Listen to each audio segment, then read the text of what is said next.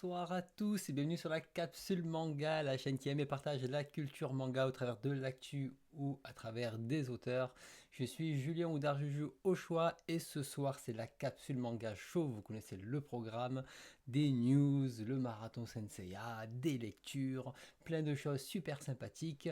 Comment allez-vous ce soir? Alors, je vois qu'il y a déjà du monde. Bravo Zeno. Voilà, promis à écrire. Ça fait un moment que tu essayes, mais tu as réussi. Bravo, ça s'appelle les petits plaisirs de la vie. Je te félicite. Salut Furia, salut Aurélien, salut Thomas, salut Nick Milly. Merci à vous d'être déjà là. Salut Lildor, salut Maïbouda, salut Wariba, salut Nina, salut Gardiora. Je vois qu'il y a pas mal de monde. Salut Boris, salut Baptou. J'espère que vous allez bien. Aliano, bienvenue à toi. Donc voilà, ça fait plaisir de ça. Ah, tu viens d'avoir ton accréditation. Ben, ça fait plaisir pour Angoulême, on en parlera rapidement. J'ai fait une demande.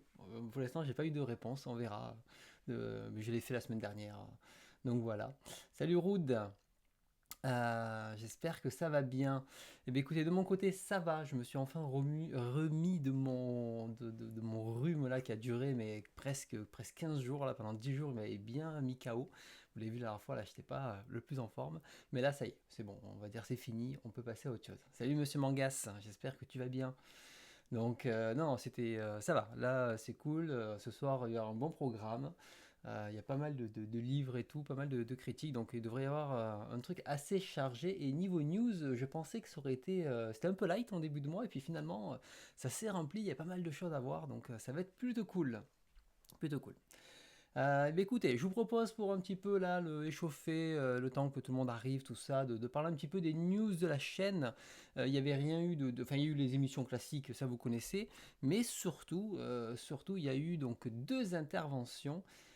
Puisque pour les plus assidus, ils ont pu voir que j'ai participé à plusieurs trucs. Donc, il y avait donc l'exploration de Mangatech, tout ça, il n'y avait rien de particulier hormis les émissions habituelles.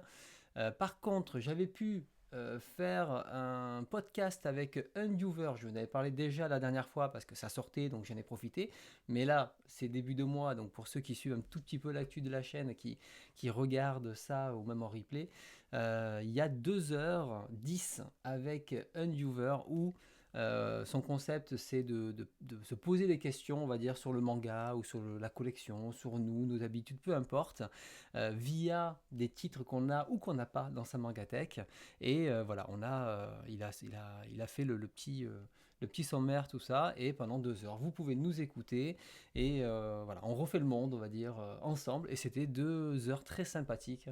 Et il y a eu des très bons retours sur la vidéo, des très bons commentaires. Donc merci à tous qui l'ont regardé. Si vous ne l'avez pas vu, ben, n'hésitez pas à le regarder. Et je vois que le chat bug à nouveau, j'ai l'impression.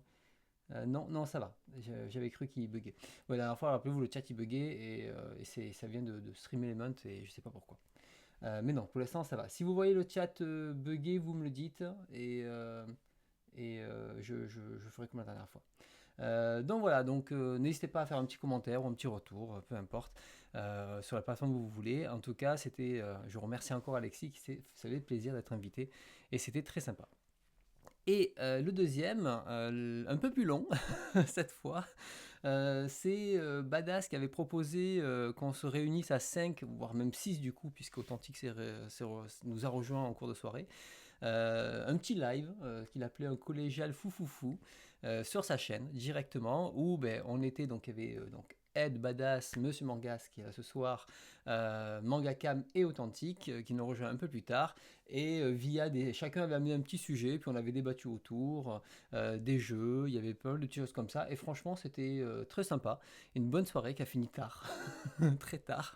Et en plus, je crois qu'on est resté un peu à discuter après, donc ça finit encore plus tard. Mais voilà, c'est petite soirée chill à mettre en fond quand vous faites autre chose, à passer un moment, rigoler, etc. Donc voilà, n'hésitez pas à aller jeter un œil. Et ceux qui ont été là toute la soirée, ben merci à vous. Et ceux qui ont écouté, ben merci. Donc merci Thomas pour le retour. En tout cas, voilà, c'est toujours sympa de discuter entre copains de manga. Et là, c'est un mode chill. Voilà, un mode chill à nous six. Donc ça, c'était les news sur la chaîne. Je crois pas qu'il y avait autre chose. J'essaie de réfléchir, mais je crois pas qu'il y avait autre chose. Je crois que ça restait un mois assez classique. Rien de plus. Exactement, c'est l'entraînement pour Angoulême, puisque généralement Angoulême on dort pas beaucoup, hein. c'est pas le, c'est pas le but de dormir à Angoulême. On enchaîne les soirées et les petites nuits, et le matin on est à la première heure, on est déjà une heure avant, on est déjà devant les portes, prêt à profiter des expos et tout ça. Salut Musashi, bienvenue. Eh bien écoutez, ça fait 5 minutes, je propose qu'on démarre avec les news, puisqu'il y a pas mal de petites chroniques et tout après, il y a le marathon et tout, donc il y a pas mal de choses. Et ben, du coup, ne perdons pas plus de temps, sinon on va se coucher encore très tard et je vais être très fatigué comme d'habitude. Bon, ben, c'est cool, ouais, ben, du coup, un viewer m'a quand même fait gagner une centaine d'abonnés. Donc je peux que lui dire merci. Je lui ai dit envoyer en privé, mais en gros, il y a à peu près une centaine d'abonnés qui découvrent ma chaîne, mais donc Baptou qui en fait partie. Et ben, du coup, ça fait plaisir, ça a ramené un petit peu de monde, donc c'est cool. Et bon, les personnes en apprécient. J'espère qu'elles resteront, parce qu'après, des fois, il y a des vagues d'arrivée puis des vagues de départ.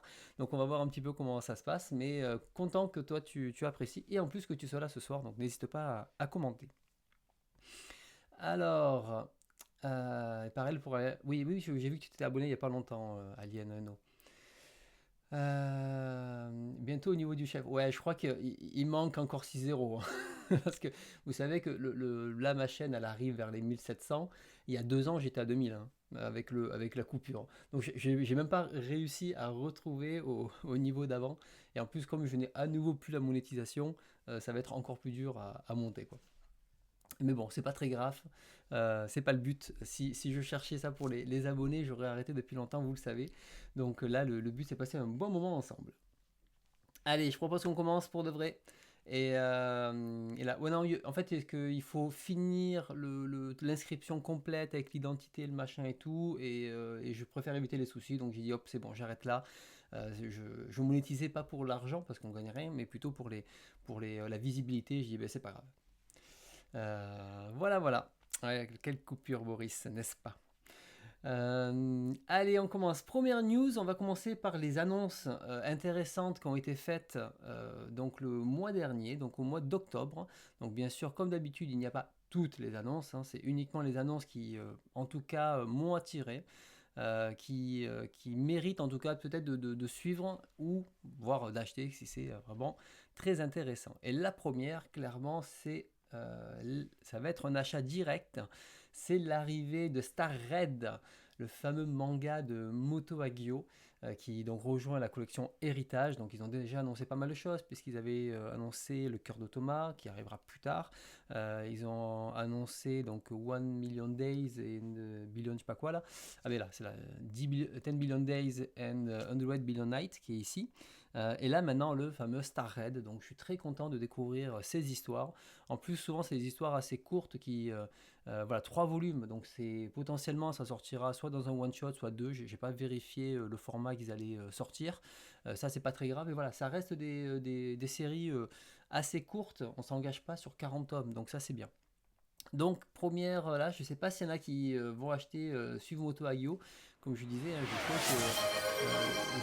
voilà, je vais baisser le son. Je sais que par exemple Barbara c'est très mal vendu, donc est-ce qu'il y a beaucoup de choses, tout le monde qui va je veux dire, est-ce qu'il y a beaucoup de monde qui va suivre ou pas? Moi, je continue d'acheter en physique parce que j'aime bien Moto Hagio et enfin j'aime beaucoup Moto Hagio, et donc j'ai envie d'aller les avoir en physique. Donc voilà, Star Red. Donc c'est bien qu'il a annoncé. Bon, on sait qu'il va en annoncer plein et il y a plein de choses, je veux dire, qui vont arriver de Moto Hagio, mais c'est l'ordre dans lequel ça va arriver parce que depuis qu'il y a eu l'annonce, enfin les annonces, bah, le truc c'est que ils ont d'abord sorti ce qui était sorti aux US et ensuite maintenant ils complètent avec les sorties inédites. Donc ça fait longtemps que je suis maintenant en mode bon, mais je veux de l'inédit. Je veux pas des redits de ce que j'avais déjà en anglais. Bienvenue Ludwig von, bienvenue. Alors news suivante, toujours dans la collection Héritage, une deuxième annonce très intéressante. Donc c'est ce manga de shoujo d'horreur qui arrive. Donc c'est Mineo Maya. Donc je ne connaissais pas cette autrice. Par contre, il y a quelques planches et c'est vrai que ça a l'air très intrigant, à la fois dans le style assez vintage, shoujo vintage, et à la fois dans le style un peu horrifique. J'ai envie de voir ce que ça donne.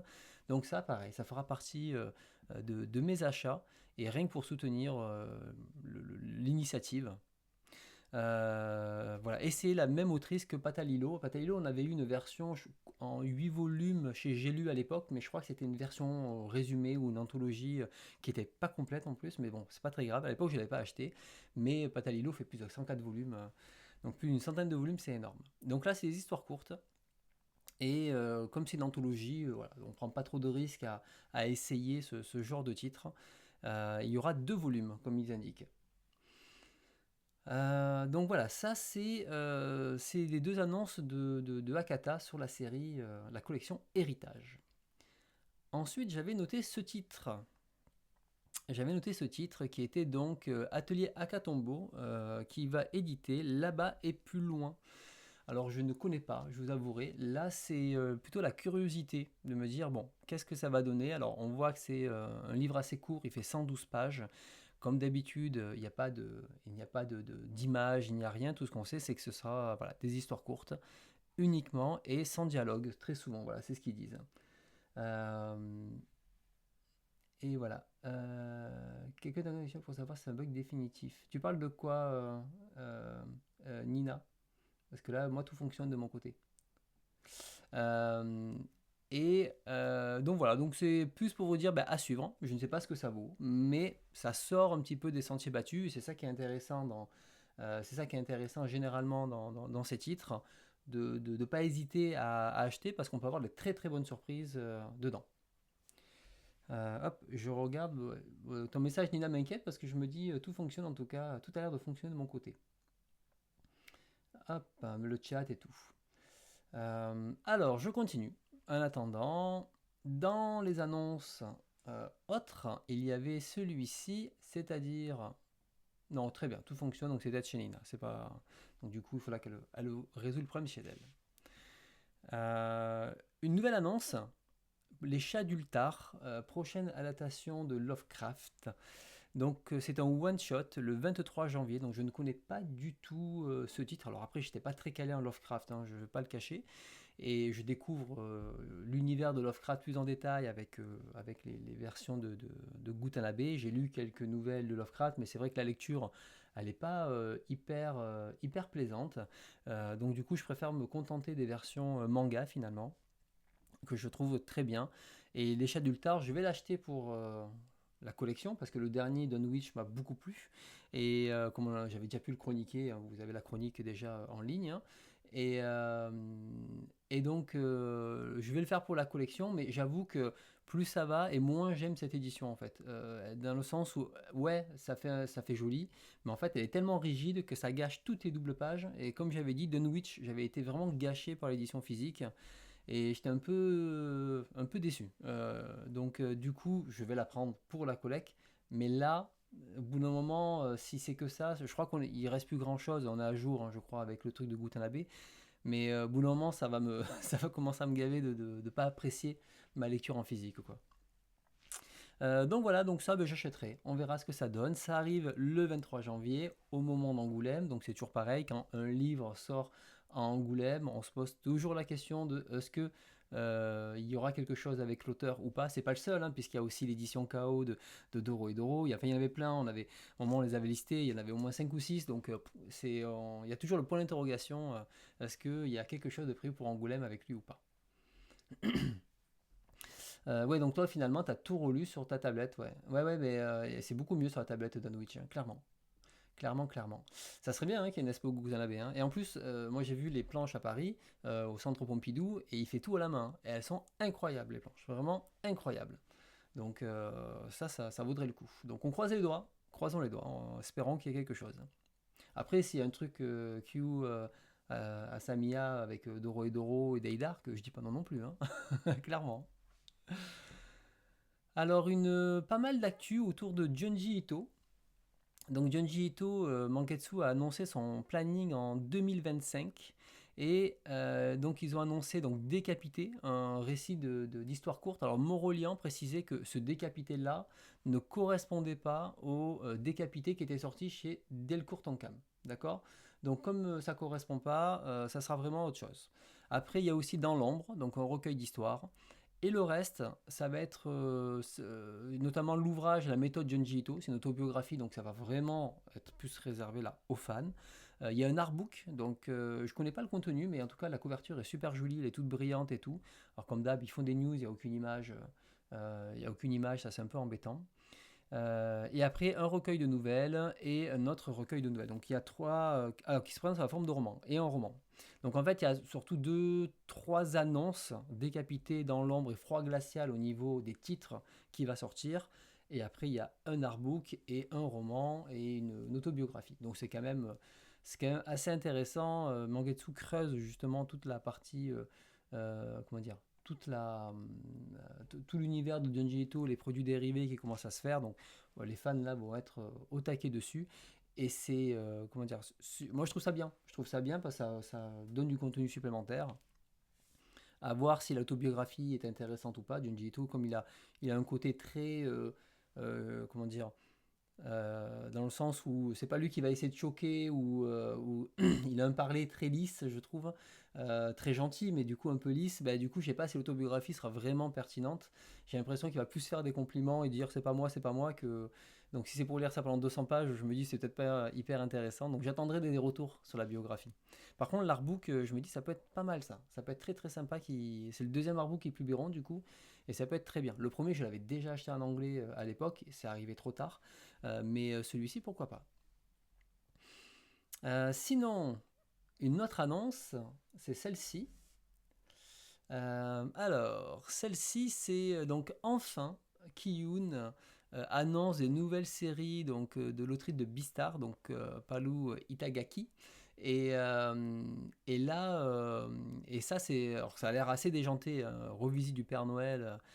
Sachant qu'il n'y a pas que ça, il y a des one-shots et tout qui n'ont pas été annoncés. Et je suis presque surpris qu'il n'y ait pas les annonces des one-shots. Surtout que là, il rate un petit peu le coche de Noël parce que le 23 janvier, à nouveau, alors on pourrait se dire, en 23 janvier, Angoulême, oui, mais elle a déjà été invitée il y a 4 ou 5 ans, donc je pense pas qu'elle va être réinvitée maintenant, à moins que ça. Non, ça sera plus tard pour Umes. On en parlera au moment du Japon.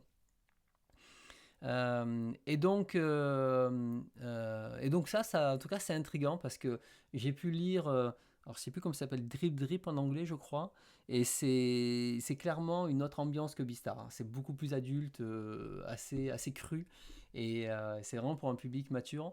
Et j'ai envie de voir ce que ça donne dans d'autres. Je sens que c'est vraiment une autrice qui a plein de choses à dire, et Beastar, c'est vraiment super. Peut-être un peu long, ça s'est un peu perdu au bout d'un moment, ça aurait dû être peut-être un petit peu plus court pour être plus pertinent. Mais là, ouais, ça me tente bien, on le voit, direct son poignardier et tout. Ça a l'air très cool. Donc c'est bien qu'il le propose. Alors je sais plus en combien de tomes c'est, mais 16 volumes. Voilà, donc 16 volumes, si je l'achète, ça ne sera qu'en numérique. Ça c'est sûr et certain. Donc c'est une série assez longue finalement. Je me rappelais, à 17 est terminé, ok. Je savais pas, je crois, moi j'étais toujours dans la dizaine de volumes, je n'avais pas vu que ça avait autant avancé. Donc voilà, donc alors ça, c'est assez rigolo parce que là, le shonen mais classé seinen par Kiyun, donc on revient toujours à ces classements quoi. Voilà pour ça, et après pour les fans d'horreur, alors j'ai pas trié les news, hein, je les ai pris au fur et à mesure, donc j'ai pas fait des blocs. C'est Black Box qui continue à développer, à sortir des titres donc de Noroi Mi Shiru. Donc j'avais acheté les deux premiers qui étaient, comment ça s'appelait déjà, voilà, les histoires de lui, hein, je crois que ça s'appelait comme ça, je me rappelle plus. C'est pas très grave. Et j'avais bien aimé les deux premiers, mais c'était pas des titres qui m'avaient marqué. Les histoires m'ont pas marqué. Je l'avais prêté à des amis. Pareil, au début, ils étaient là en mode non, t'es un peu dur et tout avec. Et finalement, en rediscutant, ils sont un peu revenus sur l'édition en disant effectivement, c'est pas des histoires qui sont marquantes. Sympa à lire, mais pas marquantes. Et je crois qu'elles sont disponibles sur Manga.io justement. Donc, j'ai pas acheté la suite. Je pense que je les lirai sur Manga.io.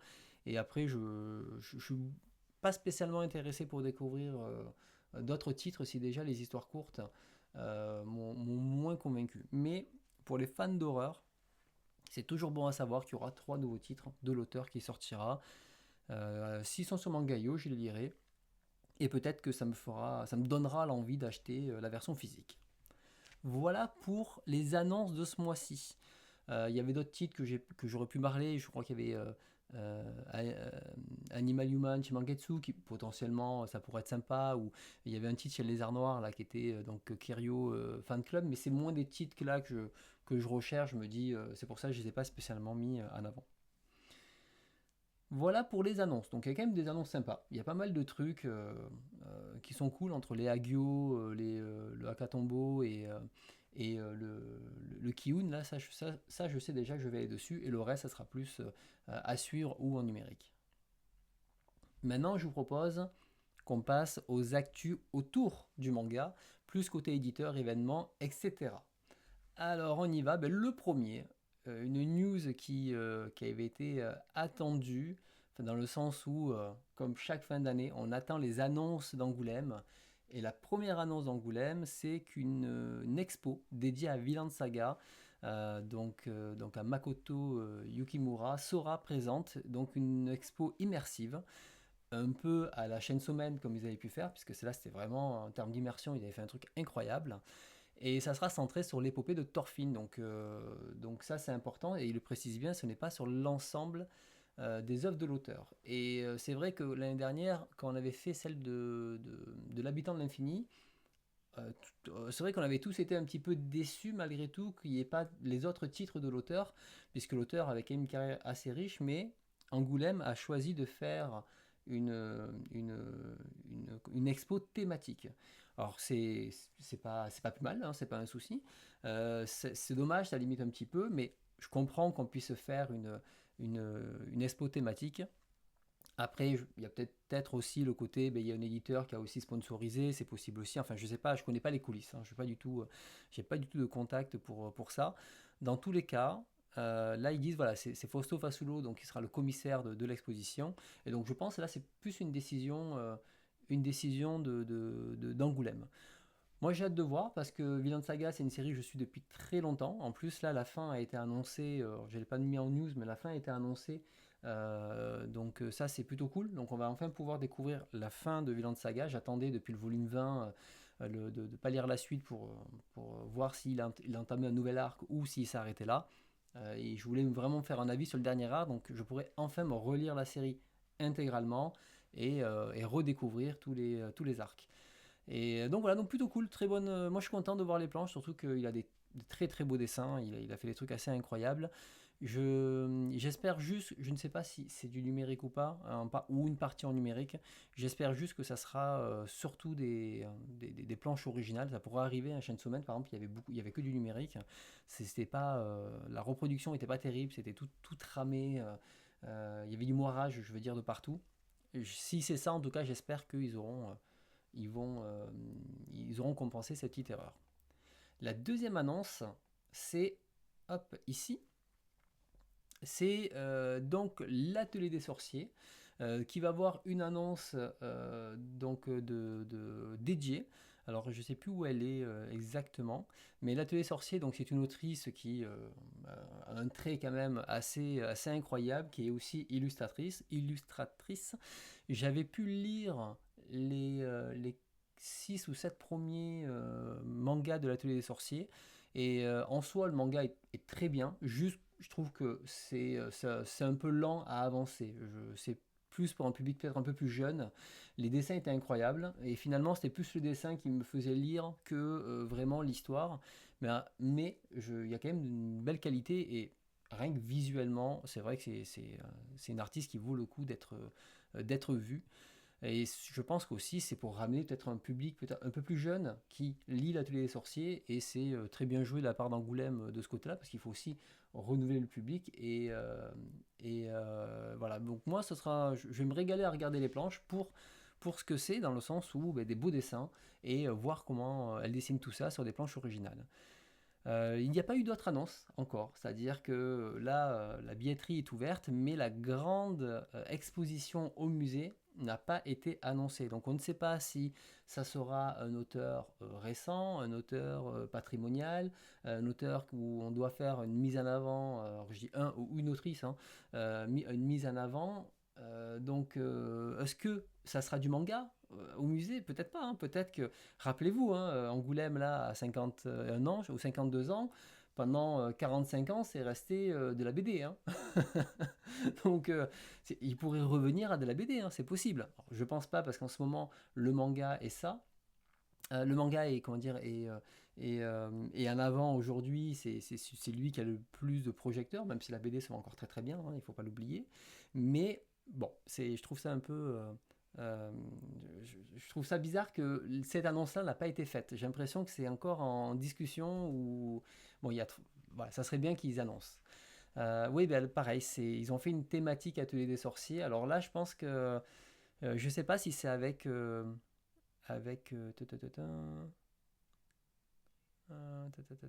je sais pas si c'est avec l'éditeur ou pas.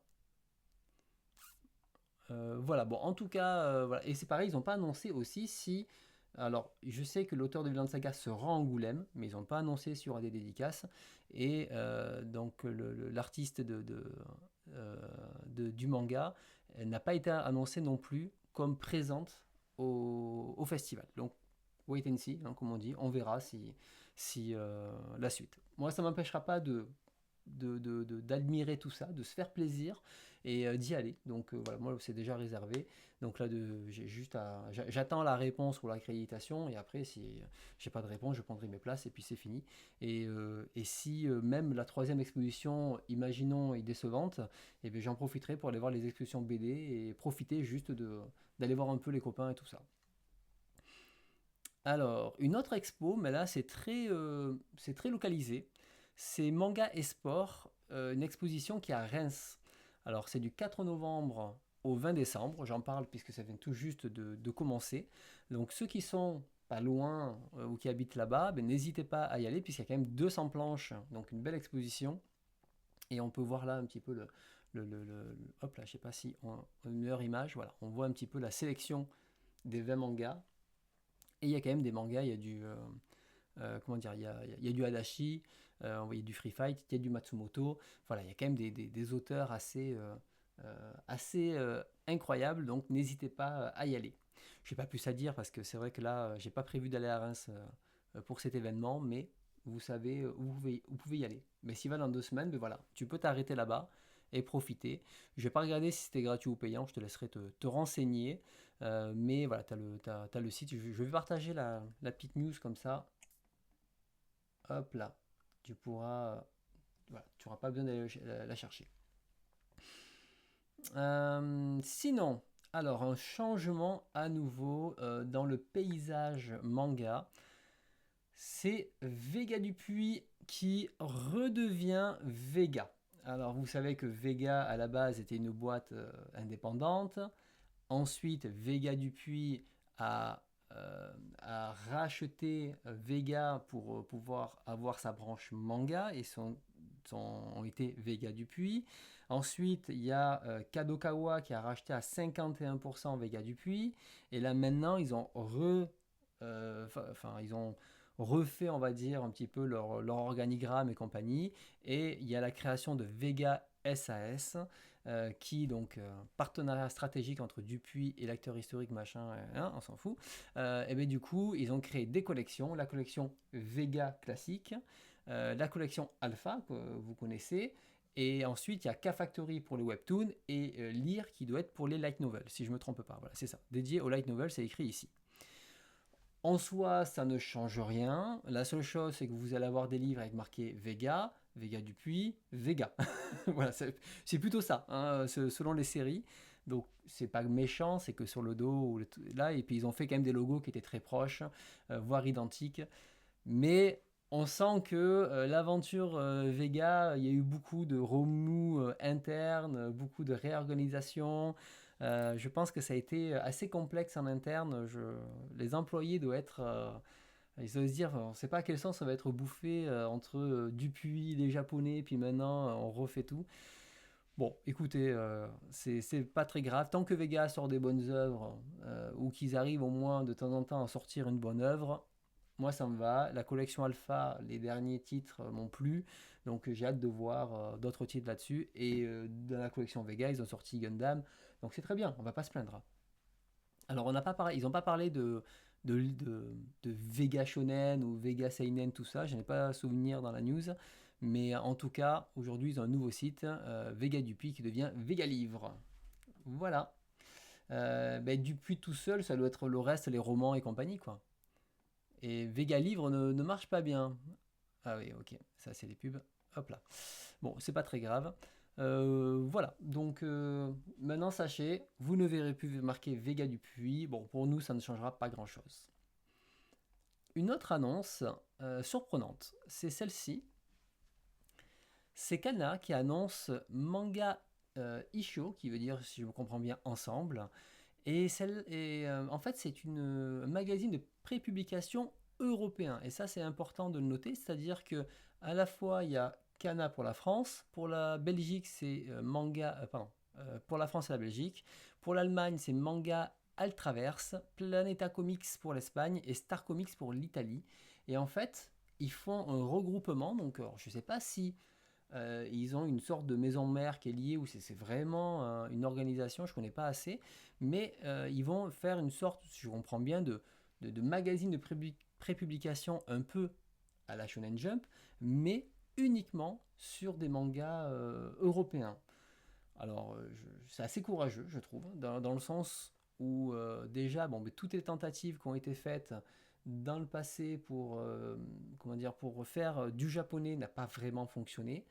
Et là, ils vont faire une tentative avec du manga français. Alors, je sais qu'il y avait des petits collectifs qui faisaient ça de manière un peu plus isolée. Je ne sais pas trop où en sont ces projets, j'ai jamais vraiment suivi.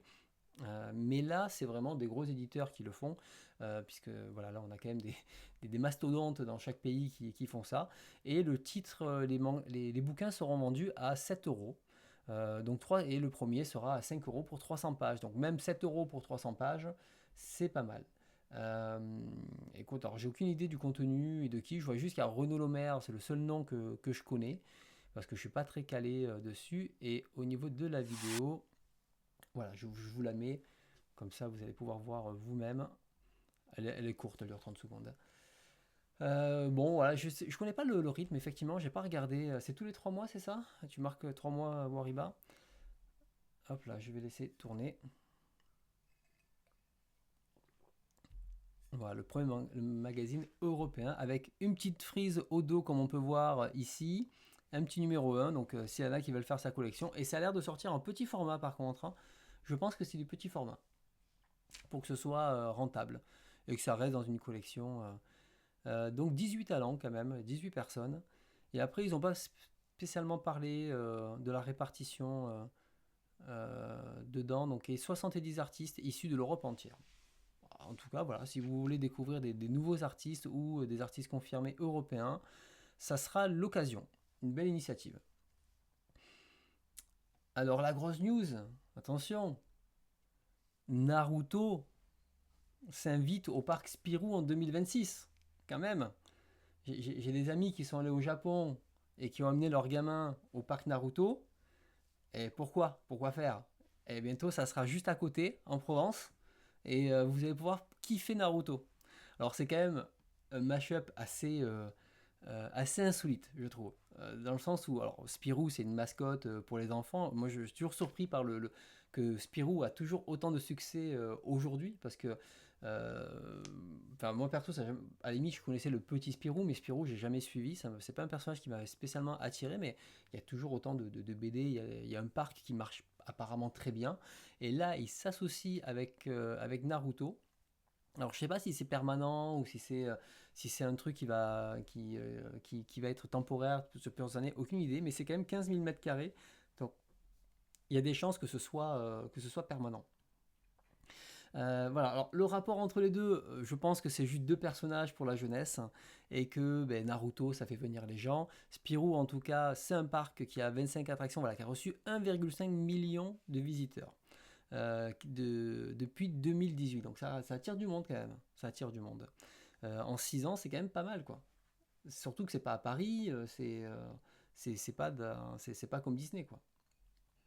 Donc voilà, bon, on va oublier le Spirou, le Spirou qui fait scandale en ce moment, mais je trouvais ça assez insolite, assez sympa, et on voit qu'il y a une vraie volonté d'implémenter les héros japonais en France pour attirer un public, Et c'est quand même assez cool. Je suis jamais allé au parc Spirou, en plus c'est pas très loin de chez moi, mais je crois qu'il y a quand même des trucs à sensation et tout. Alors, moi je suis pas très sensation, mais je sais qu'il fonctionne pas mal quoi.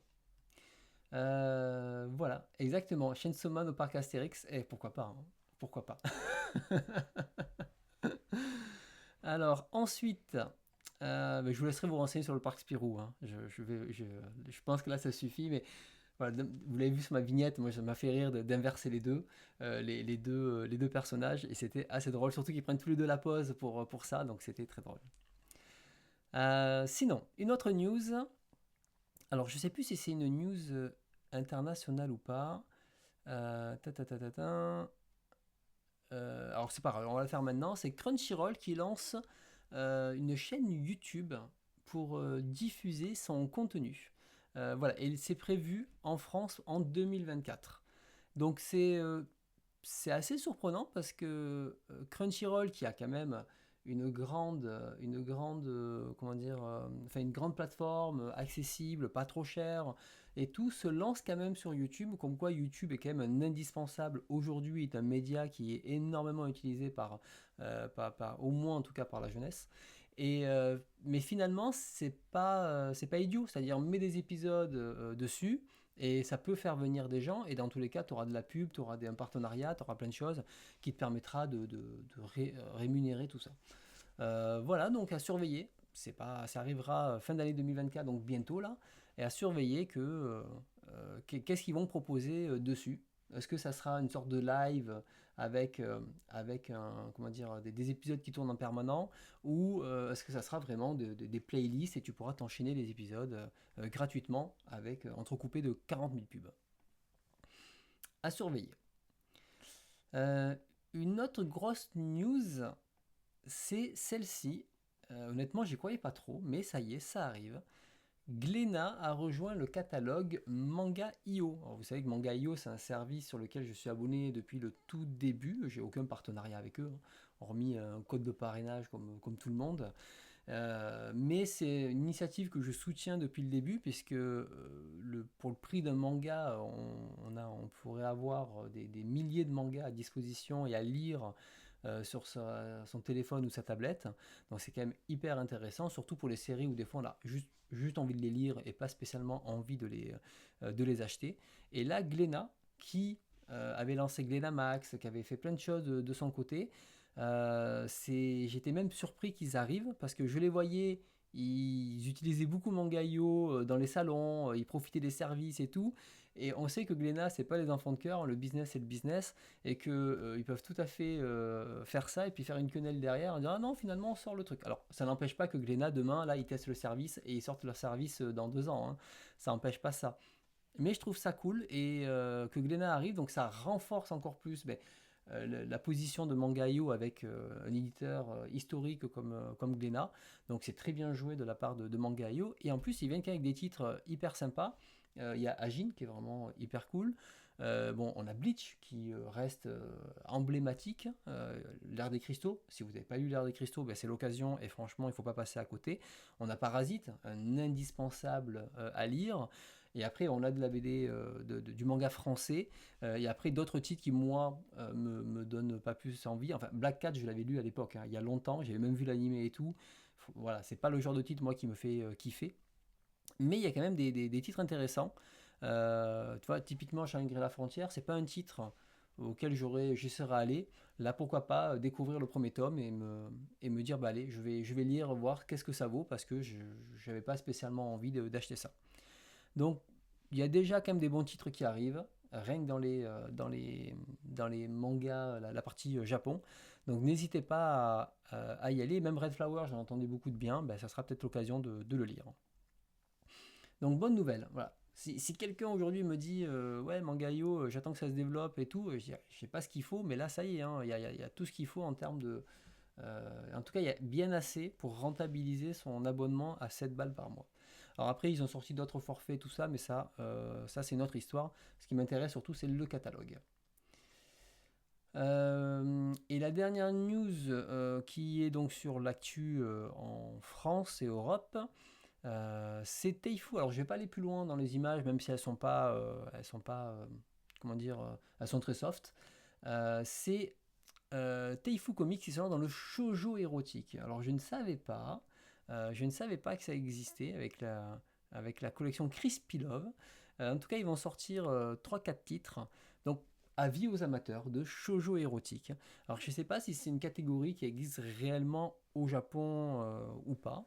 Bon, on va dire qu'ils ont bien classifié. Voilà, des magazines pour filles et de l'érotisme. Voilà, c'est fait. Voilà, donc je vous laisserai découvrir. Je vais vous mettre la- ici et je vous laisserai découvrir les titres.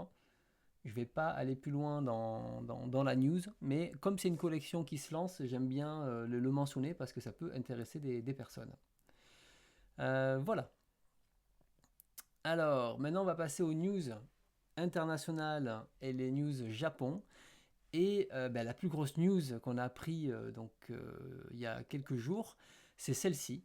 Donc j'en parle de suite. C'est le décès de Kazuo Umez.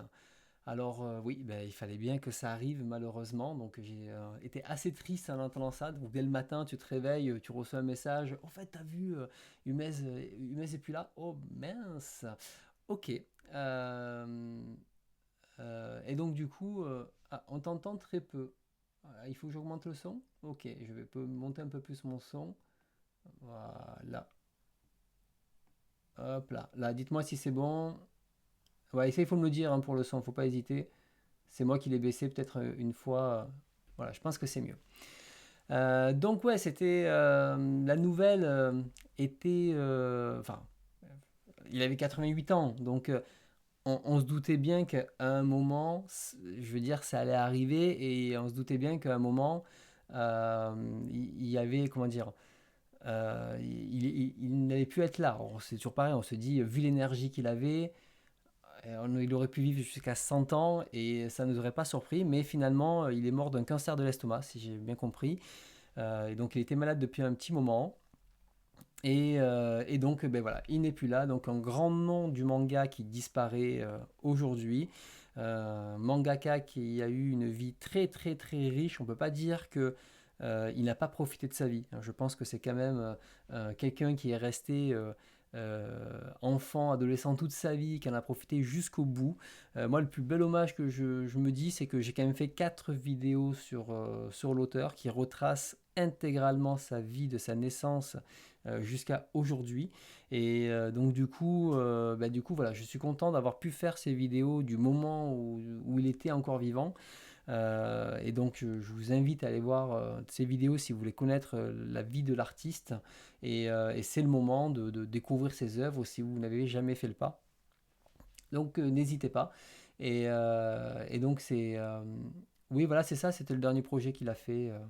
Et donc voilà, donc triste, mais malheureusement, il y a encore des auteurs comme ça qui vont chaque année disparaître du fait de leur âge, tout simplement. Hein. On perd, en fait, c'est c'est surtout, on n'a plus beaucoup de monde de la première génération de manga. Quand je dis la première génération, c'est l'après-guerre. Et donc, on n'a plus grand monde aujourd'hui. Donc, voilà, il faut faire attention, quoi. Voilà, donc ceux qui ne le savaient pas, en tout cas, maintenant sont au courant. Kazuo Umez n'est plus. Sinon, qu'avons-nous ici? Alors, j'avais mis celui-ci, mais je ne me rappelle plus, parce que des fois, je mets des news et voilà. Donc, ici, c'est Paru Itagaki qui fait un nouveau manga au Japon. Donc, alors, je vais pas vous le lire, elle est ici, Ishimitsu Gao. Je sais pas ce que ça vaut, mais c'est surtout, ce qui était assez drôle, c'est que c'est une intrigue sexuelle horrifique. Voilà, c'est pour ça que je l'avais gardé. C'était pour aller avec Santa ou Drip Drip, qui vraiment cette autrice, on sent que elle va avoir un panel très large d'histoires et pour tous les âges. Et donc rien que déjà dire voilà, rien que l'affiche déjà, bon, elle est assez claire sur qu'il y aura que ça va être vite dénudé. Donc à voir ce que ça vaut, est-ce que ça sera une histoire courte ou pas. Mais ça a l'air intriguant. Alors, une autre nouvelle qui va ravir beaucoup de personnes, votre souffrance est bientôt terminée. c'est fin pour GTO, c'est-à-dire que Paradise Lost va enfin se terminer. Et j'avais lu que le début, j'avais vite arrêté parce que je me suis dit, oula, ça part pas terrible cette nouvelle histoire, mais je crois comprendre avec les petits retours que j'entends à gauche à droite de Paradise Lost que c'est vraiment mauvais. Et bien ça y est, la série est terminée, 20 volumes, donc la souffrance se termine. Bon, après, vous pouvez prolonger un petit peu plus le sadomasochisme en lisant donc, le spin-off qui va sortir sur Uchi Yamada. Donc voilà, alors, est-ce que ça a l'air un peu déjanté, assez rigolo? Est-ce que ça vaut le coup de se faire l'intégrale GTO? Je crois pas. Je crois pas. Moi, je suis resté sur la série initiale. Les Shonen Aigumi, donc les Young GTO, j'avais pas plus aimé que ça. Je trouvais pas ça très drôle. Je me suis vite ennuyé. Et après, les Shonen, je les ai revendus. Je trouvais ça assez moyen. Et les Paradise Lost, j'ai lu le début. J'ai dit bon, j'arrête là. Et j'ai les spin-offs, j'ai arrêté. J'ai pas fait. Alors, sinon, une autre news autour du manga. C'est au Japon. C'est une agence qui s'associe pour proposer un service vocal par IA, mais entraîné par de véritables comédiens de doublage. Et, euh, et dedans, à un moment, j'avais lu aussi justement, alors je ne sais plus si c'est cette news qui a changé ou pas, mais qu'une doubleuse professionnelle justement était en train de donner sa voix à une IA pour qu'une IA puisse reprendre sa voix. Alors, on arrive dans des trucs où on va dire que tout le monde essaye de trouver en tout cas des solutions plutôt légales pour dire bon mais au moins on a des comédiens qui le font, on peut avoir des voix officielles copyrightées, etc., etc. Donc il y a des dispositifs, donc je vous en parlais parce que c'est assez intéressant de voir comment va évoluer tout ça avec les IA, que ce soit le doublage, la traduction, le lettrage plus tard, que ce soit plein de choses comme ça, et même le dessin, hein, je veux dire, là aujourd'hui il y a beaucoup d'outils qui aident à dessiner, et voilà, tout ça est en perpétuelle évolution, et donc je trouvais ça intéressant, il y a en tout cas des tentatives qui sont faites. Voilà pour la news. On continue dans la news un petit peu what the fuck. Vous pouvez aller jouer à pierre papier ciseaux avec un Gundam au musée des sciences à Tokyo. Voilà, donc il y a des scientifiques qui se sont dit comment on pourrait ramener les gros noobs, les gros nerds pardon, au musée. Et bon, on va mettre un Gundam et ils vont pouvoir faire du Jankenpon avec. Donc voilà, donc sachez que si vous voulez faire pierre, papier, ciseaux avec un Gundam, vous pouvez aller directement là-bas. Donc c'était la petite news what the fuck. Les Japonais sont très forts. Alors il faut pas être très rapide. Hein. Vous voyez, il prend son temps pour faire ça. Donc c'est assez, moi je trouve ça toujours rigolo. Ce genre de news improbable. Sinon, on apprend que Rumiko Takahashi, attendez, ça charge. Il a peut-être pas. Ah, ça y est. Rumiko Takahashi a quand même vendu plus de 230 millions d'exemplaires dans le monde, dont au moins 10 000 en France. Je pense. Donc, assez incroyable. C'est quand même des chiffres assez fous. Alors, c'est toutes ces séries, certes. Il y en a un paquet, mais c'est énorme en termes de chiffres. Ça fait partie des mangakas, je pense, qui ont vendu le plus de tomes au monde. Elle doit être bien dans le top 20, je pense.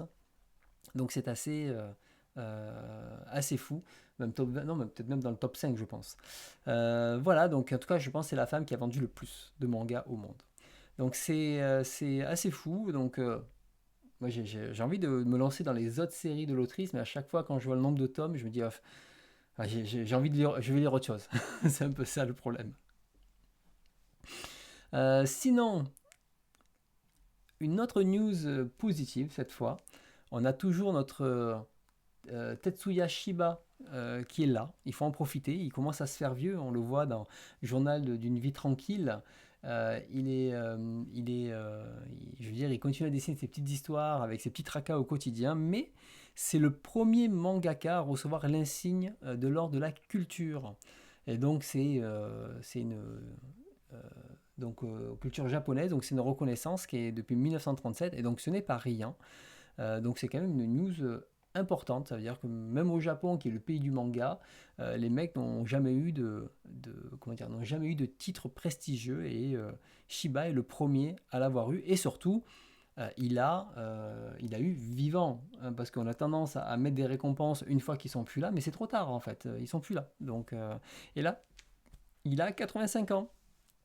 Donc il avait déjà été opéré au cœur, comme ils disent, et il a été opéré à l'œil. Donc voilà, il se fait vieux, donc il faut comment dire, profiter encore tant qu'il est là, de lire, profiter de ses œuvres, lire ses œuvres, parce que Journal d'une nuit tranquille, c'est un truc qui est génial. Et on termine les news ce soir par celle-ci. Il y a eu un mariage Senseiya en Mexique, et l'archidiocèse a demandé qu'on s'habille avec dignité. Ok. Alors, les armures c'est cool, mais pas dans l'église. Hein, c'est dehors s'il vous plaît. Arrêtez. Donc il y a une lettre officielle de ça. J'ai pas trouvé le mariage. J'avais essayé de trouver, et j'ai pas trouvé le mariage. Et ils ont fait du coup 5 règlements. Moi ça m'a fait beaucoup rire. Voilà, pour finir sur une news très what the fuck. Donc s'il vous plaît, si vous faites des mariages à thème, respectez le petit Jésus. C'est important. Très très important. Étonnamment, je n'ai pas de news animation. Je n'ai rien relevé ce mois-ci qui en tout cas me parlait, qui était assez intéressant. Donc depuis longtemps, depuis la première fois, il y a zéro news animation. Exactement. Un sermon ne marche pas deux fois sur la même personne. Exactement. Voilà pour les news. Eh bien, écoutez, c'était quand même plutôt cool. Il y avait pas mal de choses intéressantes ce mois-ci, et des belles annonces, des news what the fuck, et malheureusement une très triste nouvelle avec Humez.